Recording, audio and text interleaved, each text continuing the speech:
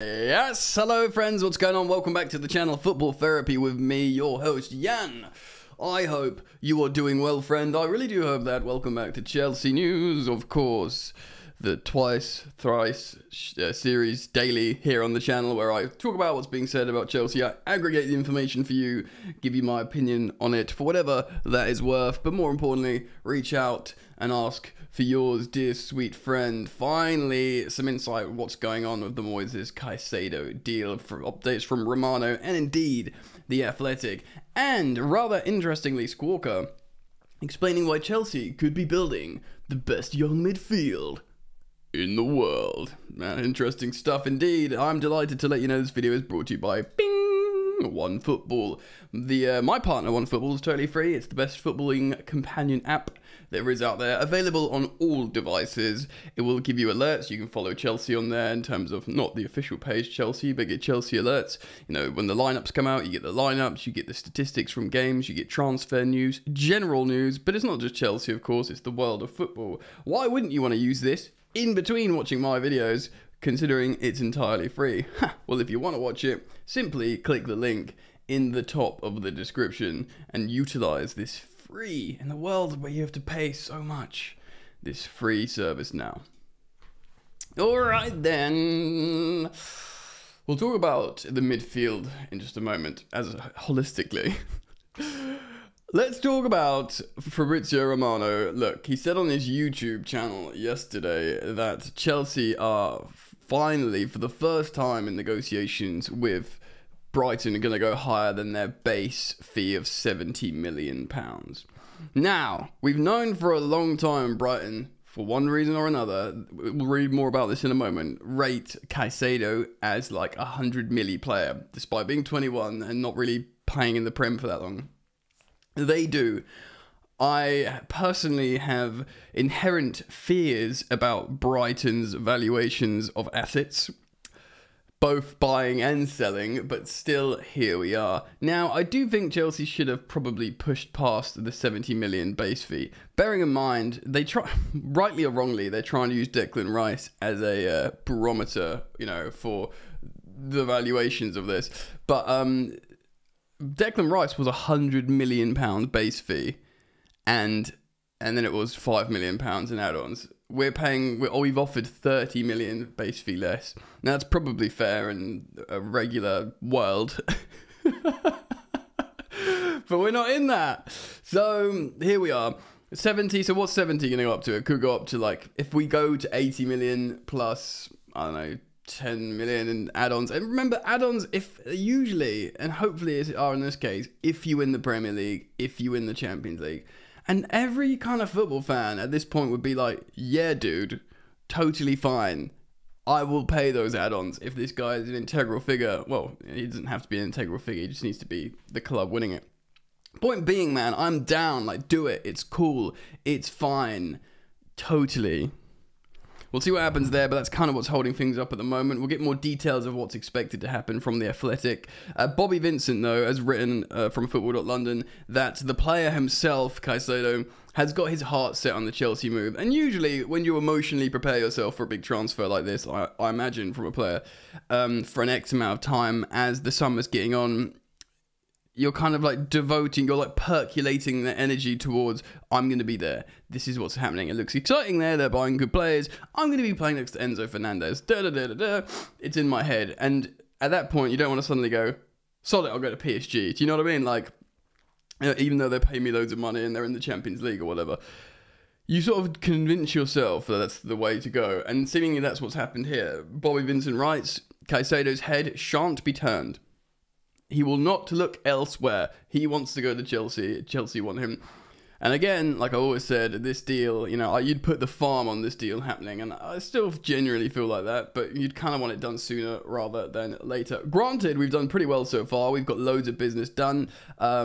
Chelsea, you know, I haven't spoken about them yet, which is probably a disservice to you guys. But Chelsea have signed youngsters. They signed, is it Diego Morales? He's Portuguese.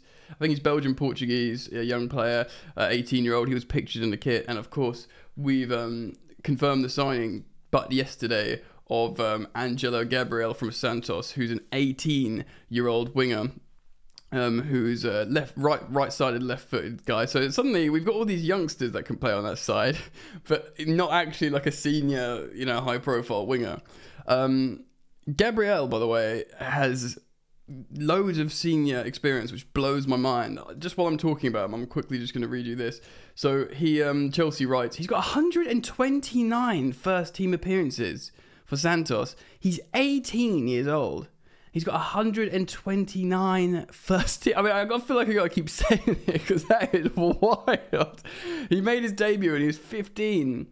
That is absolutely incredible. Like, I had to read that a few times.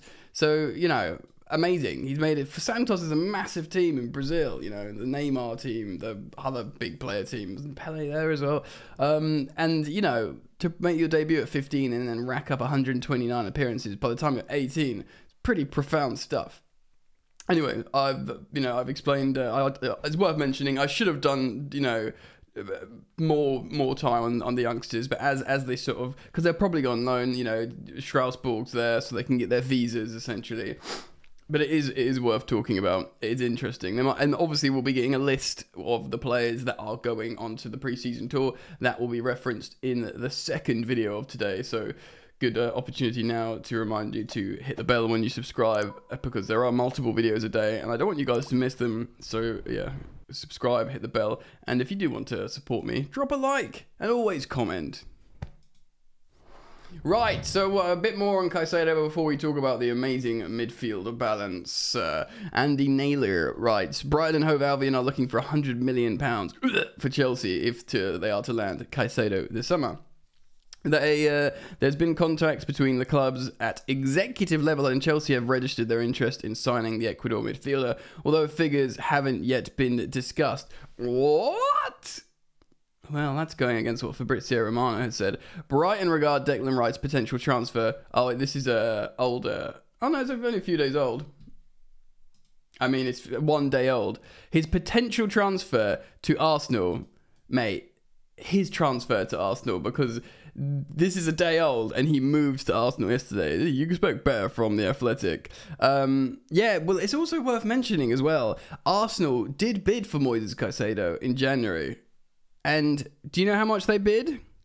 And how much was rejected? £70 million. Exact same bid that apparently we've bid. So that is pretty incredible. Also, they've signed 37-year-old James Milner, which doesn't really seem like a replacement for 21-year-old Moises Caicedo. But it goes on to say, look, why is Caicedo in demand? His attributes as a central midfielder have attracted attention of various clubs, even like Bayern Munich and stuff.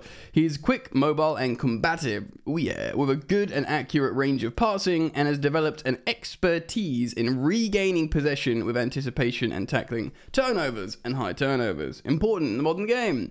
Caicedo has a powerful engine to get up and down the pitch, and he can shoot when the opportunity arises in areas, which is good. We need goals from midfield, but we wouldn't be buying him for that. We'll just look in one moment at his stats.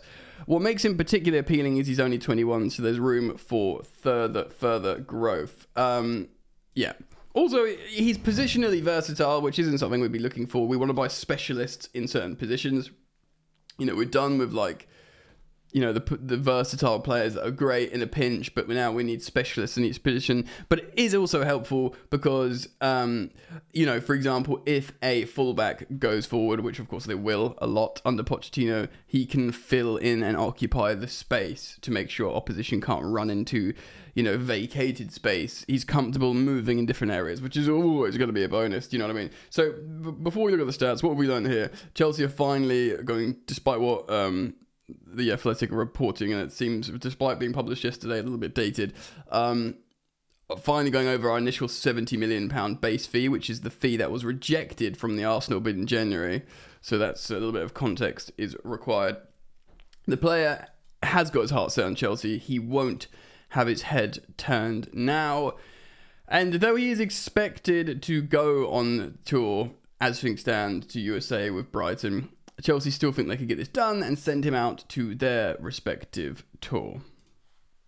Right, but why are Chelsea putting all the juice, all the energy into signing Moises Caicedo? Well, as we've been speaking about recently on the channel as well, that I would like, and there is interest in Rayan Cherki, the 19-year-old French international from Lyon, that though could play across the front three, could play on the right wing, very good with his left foot, so he could start on the right, you know, Sterling on the left, Nkunku in the middle, and then, you know, Brewer or Jackson up front. But he's also an attacking midfielder. Now, this is, before I show you this graphic, for context, say Chelsea decide to play Nkunku as a striker, which they could do. He's like a very reliable goal scorer, and he himself said he can play up there, and he has played up there. So let's just say he's, you know, you play him as a striker, so then you have Rayan Cherki in the midfield. Squawka published this on their social platforms yesterday. I just get that. So Squawka, they said Chelsea are building the best young midfield in the world. The metrics on this graph here, the red is Cherki, the creator. The blue is Enzo, the sort of number 8 all-rounder. And then the CDM is the light blue-green, which is Caicedo. Now, as you can see here from this graphic, this is perfectly balanced. Basically, you want a circle, and you know, the only things that are missing, really, I mean, even like take-ons attempted. Of course, it's Cherki who does loads of take-ons, which is really spiked here. But we've got very, you know, dribbling wingers, like, you know, even our strikers would be into dribbling. So there'll be plenty of dribblers and ball carriers on the pitch, and like I said, Cherki there does a lot. Aerial duels, well, you know, it's what you got sort of centre backs for, and you don't really look to your midfield these days to win aerial duels. You know, you try and get that, you try and keep the ball on the deck if you're going to do Guardiola ball, but you know, it's really not that bad either. But that is a perfectly balanced, as you can see here, the creative metrics of you know, shots, touches, opposition box, chances created, penalty area entries, take-ons, etc. You know, Cherki's absolutely nailing all of those. And then you've got Declan Rice, who's like a pretty much all-action dude. You know, he'll create a lot of chances as well, enter the penalty area a lot as well, do loads of final third entries himself, especially once he's next to Caicedo, he'll be allowed to like wiggle forwards, you know, passes into the opposition half as well. So really into that as well. So Cherki would be as the number 10, ahead, making all these dribbles and final third creative moves. Enzo would essentially be getting it to him. And then, of course, the green, you know, the green is Caicedo doing immense defensive work. Look, ball recoveries, interceptions made, tackles made. You know, he does win some aerials out of all of them. And duels one is really high up there. Surprisingly quite high with Rayan Cherki. Nice to see he's winning duels as well, getting stuck in despite not being defensive and other stuff. But this is all incredible. This is the perfectly balanced midfield. And they're all young, man. They're all young. So, like, what? Cherki's 19, Enzo is 21, Caicedo is 21. If these three players, you know, play together for a long time, you could have the best midfield for over a decade. You know, look at, if they keep going anywhere near the Real Madrid midfield of, you know, Kroos, Casemiro, of course, is now gone, and Modric, who's like pushing 40. If they just go to, like, if they could say they go to 34 years old, because footballers keep themselves in such good nick now and go for longer, you know, it's like 13 years minimum, you know, of like incredible midfield. I'm not saying we're going to have all these players at 34 years old playing in the Chelsea midfield. Point being, in terms of the age profile and the, you know, the mix of talents and attributes and the playing profile is incredible. And yes, of course, that is if we play Rayan Cherki in the midfield. I don't know, man. I saw a predicted lineup. I can't remember if it was Matt Law or someone else. It was one of the major publications talking about, it might have been Nizar Kinsella, talking about what Chelsea could line up in, you know, their first game in preseason, trying Nkunku as a striker. Because maybe if you sign Rayan Cherki, play him in the midfield, you know, you play conventional wingers out wide. And then Nkunku, you know, if you're not looking for a strike up front, you're just looking for someone to run in behind and this, that, and the other. There could be loads of goals there. And Nkunku, you know, give him like some real service, keep him close to goal. He's a great finisher. Maybe Chelsea score more goals like that. Now, I appreciate many of you will be like, no, give me a proper number 9 and play him at you know, play Nick Jackson up there. Give me a number 9. And yeah, I generally agree with you, but it's just showing the options and how rich the options are, and perhaps should we buy Caicedo and Ryan Cherky? It could be an amazing mix of attributes. And finally, there's balance in the midfield, where you look at what we've had before, and there's lots of individual specialists, but that particular circle graph has massive like canyons and prior. But now we could be top boys. You know what I think, ladies and gentlemen? You win and lose football matches in the midfield, and let me tell you, boy howdy, hot dog. I realise it's funny me saying all these things wearing a beret.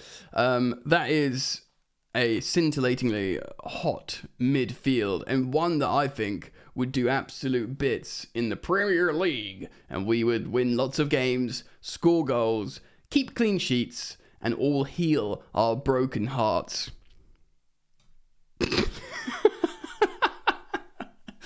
So yeah, anyway, that's what I wanted to talk about, the Caicedo situation, a little bit of insight. Of course, it's just locked in negotiations still, rather frustratingly, but you know, progress, and I'm happy that there's movements, and Chelsea are finally putting some more cash on the table. Just get it done. Get it done. I did shout out the youngsters being signed with Chelsea. Of course, it's relevant. You know, I think if they go listed on the preseason tour, you know, later, I will, of course, speak about that in the next video. So make sure you keep it locked. Please do turn the bell on. I want you guys to not miss a beat, and I look forward to seeing you back here. I thank you for your comments and liking the video, and I look forward to just seeing you back here soon, you know?